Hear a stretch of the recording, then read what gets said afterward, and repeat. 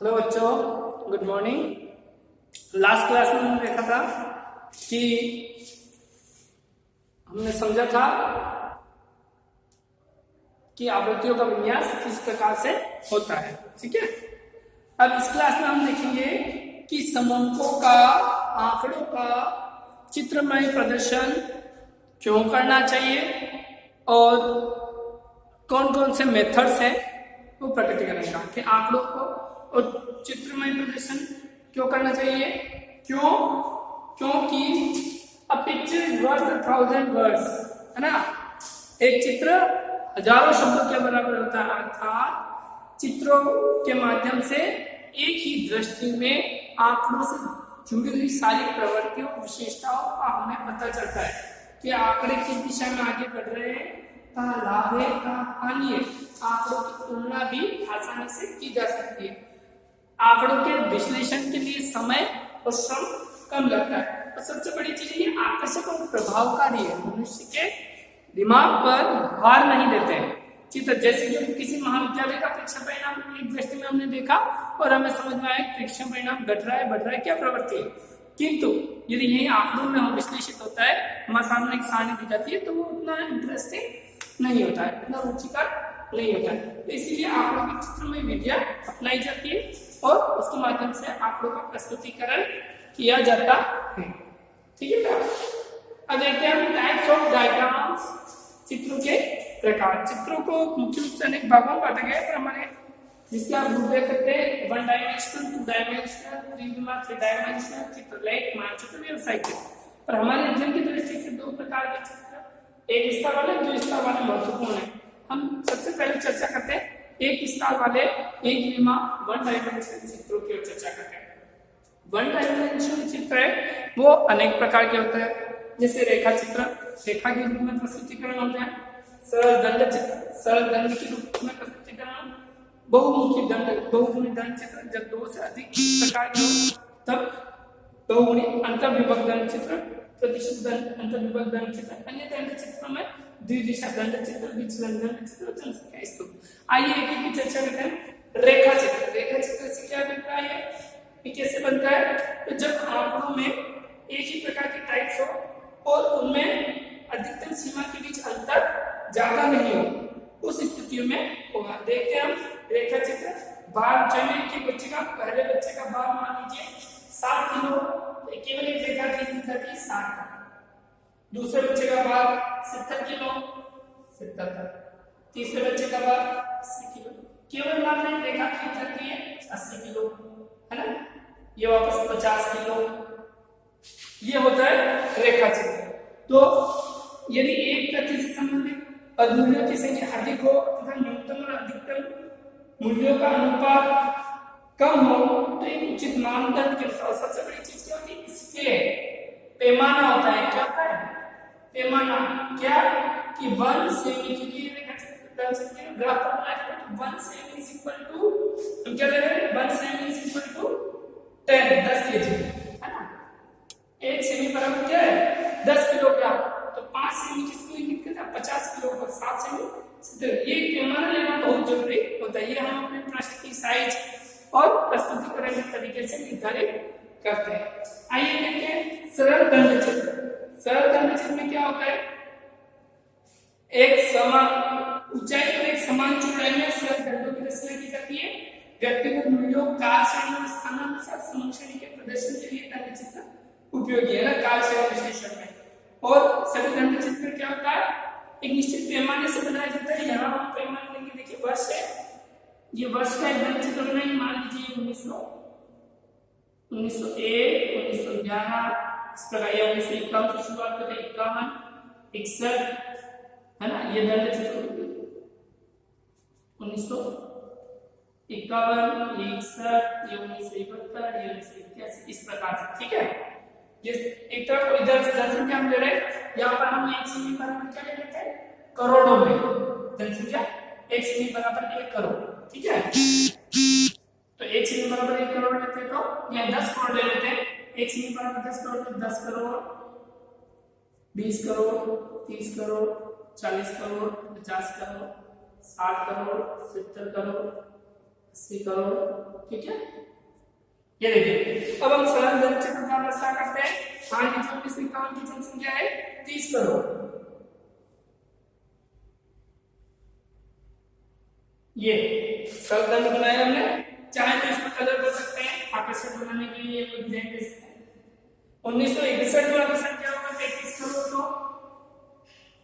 35 करोड़, है ना। पैमाना और रखना चाहिए, एक से बराबर 1 करोड़ 10 करोड़। ठीक है ना। अगला लेते हैं 2 टन में संख्या होगी 43 करोड़। आप इनमें इच्छानुसार रंगों का प्रयोग भी कर सकते हैं। देखिए हमें स्पष्ट रूप से प्रवृत्ति की एक और इनके बीच में निश्चित गैप होना चाहिए। 81, 91, 11, 21। आपको एक प्रवृत्ति दिखाई देगी इनमें जनसंख्या में निश्चित रूप से बढ़ने का एक क्रम है। देखिए चित्र के माध्यम से कितना आसान हो गया प्रस्तुतिकरण करना, समान आकार का दंड चित्र। ठीक है, तो ये होता है सरल दंड, जिसमें एक दंड होता है सरल तरीके से, एक कालानुसार समय के उसमें महत्वपूर्ण होता है। तो मुख्य रूप से का प्रयोग करते हैं जो काल श्रेणी स्थानानुसार समूह श्रेणी के विश्लेषण में उसको रेखाचित्र में बदलने में सरल दंड चित्र का प्रयोग। अब आइए हम आगे बढ़ते हैं बहुगुणी दंड चित्र। बहुगुणी दंड चित्र देखिए आप, बड़ा ही मजेदार है। इसे युगल दंड चित्र, दो बार के युगल दंड चित्र दिखाते हैं। जैसे कि इसी प्रकार से स्केल का आप समझ में है, मान लीजिए दो चीजें, स्केल को छोड़िए, अब स्केल इसी प्रकार से चलता है। यहाँ पर दो चीजें आयात और निर्यात। एक वर्ष में आपको आयात निर्यात का विश्लेषण करना है। ऐसी स्थिति में आप बहुगुणी दंड चित्र का उपयोग करेंगे। ये मान लीजिए आपका 1951, 61, 71, 81, 91, 01 और 11। ठीक है, क्या होगा इसमें दो दंड बने, उनके डिजाइन बनेगी, एक ही डिजाइन ये और एक ही डिजाइन ये। ठीक है ना। आयात कितना हुआ, निर्यात कितना हुआ, इधर भी वही इसी का हिसाब करोड़ों में रुपए पहला बनेगा ये, और इसी के साथ जोड़ करके ये जो हो गया आपका आयात का बॉक्स, ये आपका, या इसकी डिजाइन चेंज कर देता हूं, dot dot dot dot dot में बताना, ये आपका निकल। फिर हमारे पास एक निश्चित गैप के बाद ये आया, ये नहीं आया, सॉरी ये आया, ये नहीं आया। ऐसे ही आपके गौतम में हम देखते हैं अचानक से क्या हुआ, आया बढ़ गया और निर्यात घट गया। ये प्रवृत्ति आपको चित्र फटा दिखाई देती है। तो इससे हम इस प्रकार की बहुगुणी दंड चित्र की रचना करते हैं। तो मुख्य रूप से दो या दो से अधिक संबंधित अंक समूहों की समय या स्थान के अनुसार तुलना करने की, दो या दो से अधिक संबंधित समूहों की समय या स्थान के अनुसार तुलना करने में बहुगुणी दंड चित्र का उपयोग होता है। समझ में आया होगा आपको। इसे युगल दंड चित्र भी कहा जाता है। ठीक है, आगे चलते हैं अंतर्विभाग दंड चित्र। अंतर्विभाग दंड चित्र जो है, इसका उपयोग जब समूहों की जोड़ और उसके विभिन्न विभागों, माना समूहों की जोड़ और उसके विभिन्न विभागों, जैसे कि हम समझते हैं,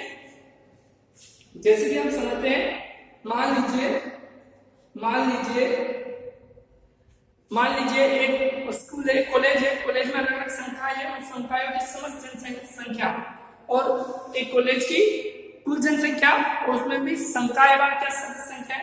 तो देखते हैं कॉलेज की संख्यावार विद्यार्थी है ना, संख्यावार विद्यार्थी। ठीक है, अब इसमें क्या होगा, मान लीजिए 1991,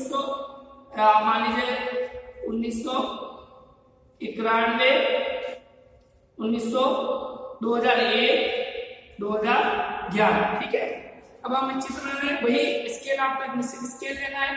फिर सबसे पहले करना है कुल विद्यार्थी। ठीक है, स्केल लेना है। मान लीजिए एक अपन उदाहरण देख लेते हैं, जैसे दो 1991 में 50 पद है आर्ट्स के, 40 है साइंस के, कॉमर्स के है 30, कुल मिलाकर कितने हो गए 4 5 5 120। तो हमें 1991 में 120 बच्चों का ग्राफ बनाना है। सबसे पहले वो चित्र बनेगा 120 बच्चों के लिए, 120 जाए, ठीक है। अब उसमें से सबसे पहले आर्ट्स के 50, आर्ट्स के लिए हम एक अलग डिजाइन दे देते हैं, ये साइंस के लिए देते हैं हम ये, और कॉमर्स के लिए देते हैं हम माइनस, ठीक है। अब देखिए आर्ट्स 50 पर है, 50 100, ठीक है। तो यहां तक आर्ट्स, फिर उसके बाद साइंस 40, यहां तक साइंस, और फिर कॉमर्स, ई कॉमर्स। देखिए आप इसे कहते हैं अंतर विभक्त। एक दंड चित्र को विभिन्न भागों में बांटा गया, कुल जनसंख्या 120 का दंड चित्र बना, उसमें आर्ट्स कॉमर्स और साइंस। इसके माध्यम से हम प्रतिवर्ष संख्या और क्या अंतर आ रहा है, कौन सी विद्यार्थी संख्या में बढ़ रही है, कौन सी घट रही है, कुल पॉपुलेशन घट रही है बढ़ रही है, इसका भी पता चल जाएगा। इसी प्रकार ये बनेंगे, इसी प्रकार ये बनेंगे जिसमें arts commerce science, arts science commerce, ठीक है ना। तो हम देखेंगे कौन से बढ़ रहे हैं, कौन से घट रहे हैं, ठीक। ये होता है अंतर विभक्त दंड चित्र, यानी कुछ जनसंख्या को जोड़ देते हैं और उसके जोड़ के साथ दंड चित्रों की रचना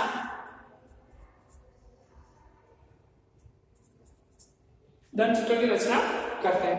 चलिए नेक्स्ट देखिए प्रतिशत दंड चित्र। प्रतिशत दंड चित्र में क्या होगा, दंड चित्र में अंतर विभक्त होगा पर किस रूप में, प्रतिशत रूप में।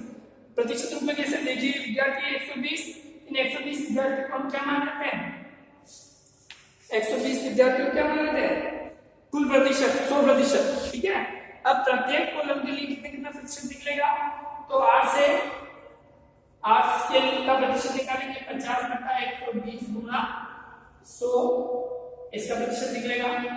साइंस के लिए 40/120 गुना 100, कॉमर्स के लिए 30/120 गुना 100। तो हम देखेंगे 25% तो आपके कॉमर्स के विद्यार्थी है,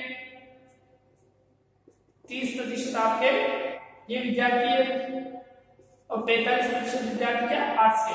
जब हम दंड चित्र बनाएंगे तो उसमें क्या करेंगे, कुल का दंड चित्र बना देंगे 120 विद्यार्थियों का, और इसमें 120 विद्यार्थियों का दंड चित्र नहीं बनाएंगे हम, क्या 100% का दंड, प्रतिशत दंड चित्र ना,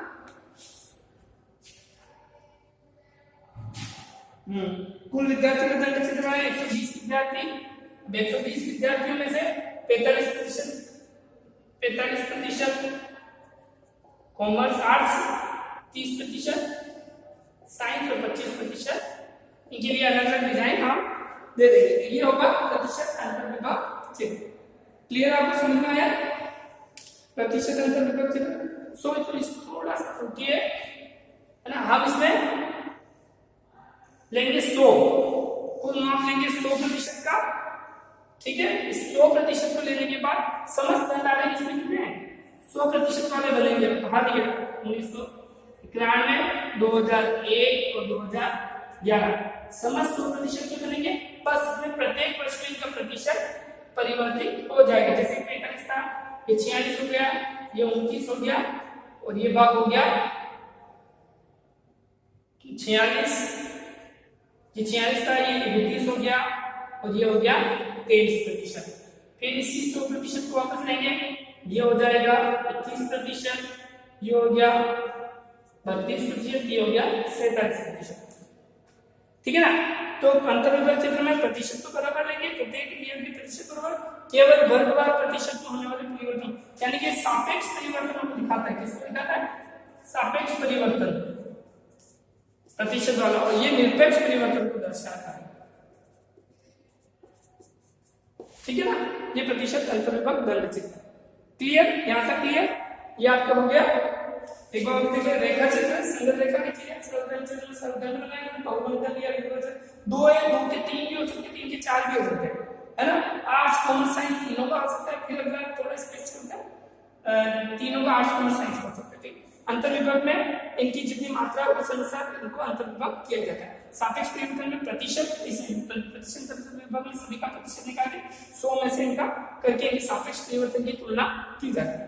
आइए देखिए अन्य दंड चित्र में द्विदिशा दंड चित्र कुछ ऐसे होते हैं जिसको विरोधाभासी होते हैं, विरोधाभासी तथ्य होते हैं, उनको प्रदर्शित करने के लिए देखा इसके जैसे ये आई है और इसके नीचे व्यय, आई में दर्शाने के लिए इस प्रकार के आई ये भाग ऊपर का आई दर्शाता है, नीचे का भाग व्यय दर्शाता है। फिर हम इसको जिसमें छोड़ के ये आई ये भाग व्यय, ये 1951 ये 2011 2011 2021 आय व्यय। ठीक है, इनको आप अलग अलग डिजाइन और कलर से भी कर सकते हैं। ये होता है द्विदिशा दंड चित्र, द्विदिशा दंड चित्र। ठीक है, नेक्स्ट देखते हैं विचलन चित्र। तो ज्यादा इतना महत्वपूर्ण नहीं है, सीधा हम आ जाते हैं। वैसे विचलन चित्र का प्रयोग धनात्मक ऋणात्मक विचलन के लिए किया जाता है। तो हम सीधा आ जाते हैं जनसंख्या स्थिर। जब जनसंख्या का आयु, वर्ग, लिंग और साक्षरता के अनुसार जब पता लगाया जाता है, समूहों का वर्गीकरण किया जाता है, तो देखते हैं एक तरफ हम दे देते हैं, इधर देते हैं आयु वर्षों में, इसको हम बीच में भी दे सकते हैं इस प्रकार से आयु वर्षों में, आयु वर्षों में है ना, आयु वर्षों में। फिर इसमें हम दे देंगे 0 से 5 वर्ष, 5 से 0 से 10 वर्ष। ठीक है, इसको ऐसे दे दो, इसके ऊपर लिख देना आयु वर्षों में, वर्षों में। फिर 0 से 10 वर्ष, 10 से 20, 20 से 30, 30 से 40, 40 से 50, 50 से 60, 70, 70 से 80, 80 से 90। ठीक है, अब क्या करना है हमें, स्तूप कैसा होता है, इस प्रकार से होता है स्तूप, पिरामिड आकृति। ठीक है, क्या करना है, प्रत्येक बार इधर आपका स्त्री हो जाएगा, इधर आपका पुरुष हो जाएगा। ठीक है, स्त्री और पुरुष हो जाएगा। अब देखते हैं हम,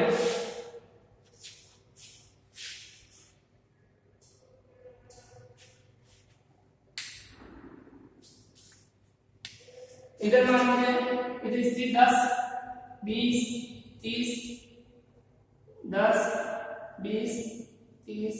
ठीक है, अब देखिए आप 0 से 10 वर्ष वाले कितने, मान लीजिए 30 है, फिर 30 स्त्री है, 30 पुरुष है। 10 से 20 में 20 स्त्रियां और 25 पुरुष। इस प्रकार से फिर जैसे जैसे ऊपर की तरफ बढ़ेंगे वैसे इसमें परिवर्तन हो सकता है, जैसे जैसे वैसे ऊपर की तरफ चढ़ेंगे वैसे वैसे ये कम होते जाएंगे बाहर।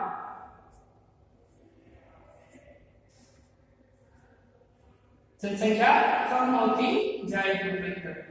जब आकृति निकल के आती है किस प्रकार की निकल के आती है, स्तूप। तो जनसंख्या के आयु और वर्गों के अनुसार विभक्तिकरण में किसका उपयोग किया जाता है, जनसंख्या स्तूप डायग्राम का। क्लियर, समझ में आया आपको यहाँ तक। इसके बाद हम देखते हैं आयत चित्र। आयत चित्र में क्या होता है, ये द्विविमा चित्र है। आयत चित्र में दो प्रकार के होते हैं, अंतर विभाग भी होता है, ये भी होता है। ठीक है, वर्ग चित्र को समझते हैं। वर्ग चित्र की आवश्यकता उस समय होती है जब विषमता बहुत ज्यादा होती है, 3600 और 100 ऐसे अंकों को जब चिन्हित करना होता है तब वर्ग चित्र का प्रयोग करते हैं। तो इनके लिए सबसे पहले क्या किया जाता है, वर्गमूल निकाल लिया जाता है और फिर वर्गमूल निकाल के उनके लिए निश्चित स्केल से परिवारों के साप्ताहिक बजट का विश्लेषण करने में भी काम में आता है।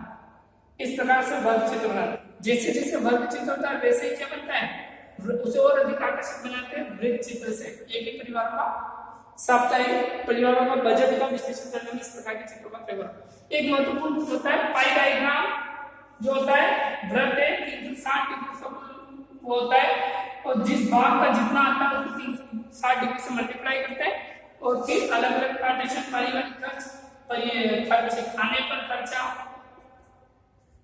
कपड़े पर, जूतों पर, बीमा पर, इस प्रकार से वृत्त में वृत्त चित्र को कोणीय वृत्त चित्र या सेक्टर डायग्राम बनाया जाता है।